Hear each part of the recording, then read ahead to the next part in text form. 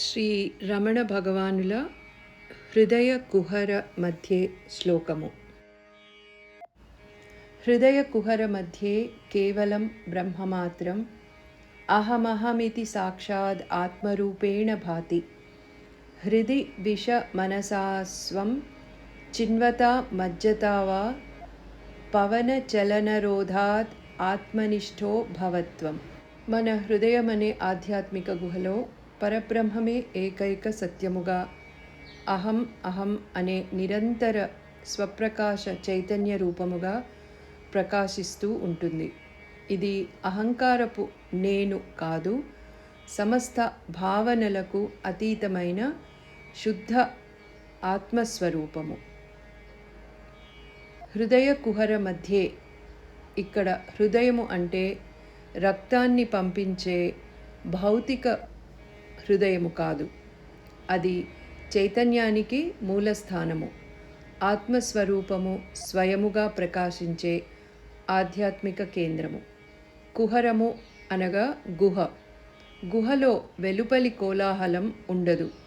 అలాగే హృదయ కుహరములో మనస్సు, ఇంద్రియములు, ప్రపంచము అన్నీ లయమై ఆత్మ ఒక్కటే మిగులుతుంది.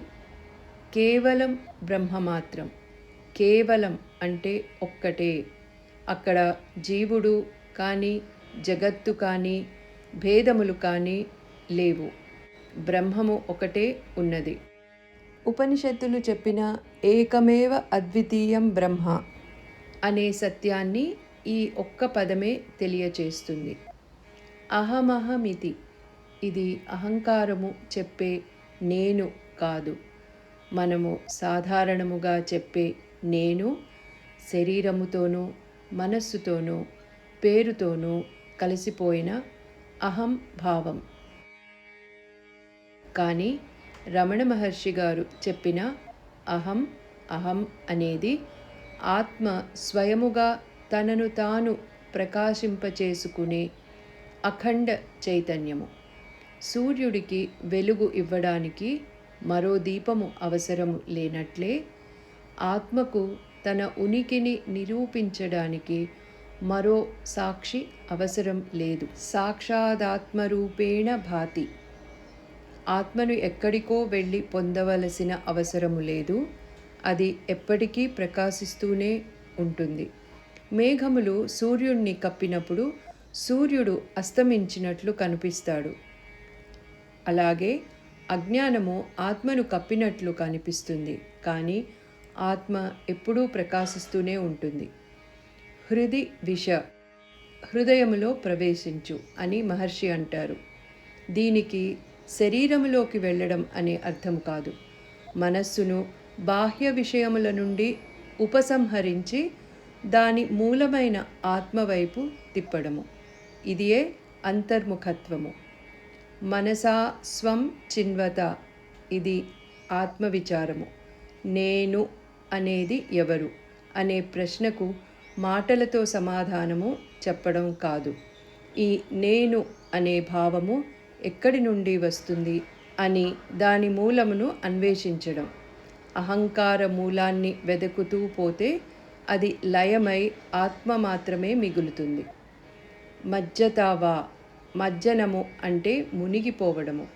సముద్రములో ముత్యాన్ని తీసుకొని రావడానికి పైపైన మనము ఈదితే సరిపోదు. సముద్రపు లోతులలో వెళ్ళి వెతకవలెను.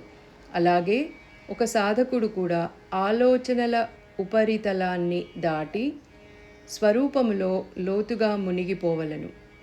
పవన చలనరోధాత్, ప్రాణము మరియు మనస్సు పరస్పర సంబంధము కలిగి ఉన్నాయి. శ్వాస నిశ్చలమైతే మనస్సు కూడా ప్రశాంతమవుతుంది. అయితే శ్రీ రమణ భగవన్ అభిప్రాయ ప్రకారము ప్రాణాయామము మనస్సును తాత్కాలికముగా శాంతింపచేస్తుంది.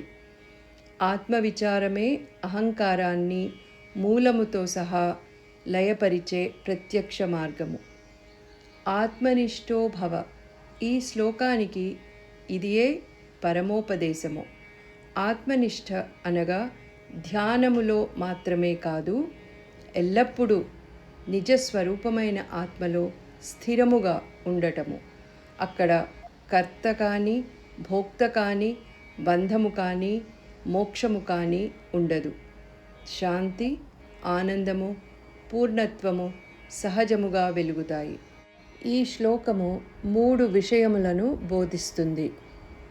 సత్యము అనగా ఏమిటి? హృదయ గుహలో బ్రహ్మమే ప్రకాశించడము సత్యము. దానిని ఎలా తెలుసుకొనవలెను? ఆత్మవిచారము, అంతర్ముఖ మజ్జనము లేదా ప్రాణ నిగ్రహము ద్వారా తెలుసుకొనవచ్చు. చివరి స్థితి ఏమిటి? చివరి స్థితి ఆత్మనిష్ట అనగా తన స్వరూపములో నిత్యస్థితి. శ్రీ రమణ భగవన్ సందేశము ఒక్క వాక్యములో చెప్పవలెననగా, బ్రహ్మమును ఎక్కడో వెతకవద్దు, నేను అనే భావానికి మూలాన్ని అన్వేషించు. ఆ మూలమే హృదయము. అక్కడే పరబ్రహ్మ స్వయముగా అహం అహం అని ప్రకాశిస్తుంది.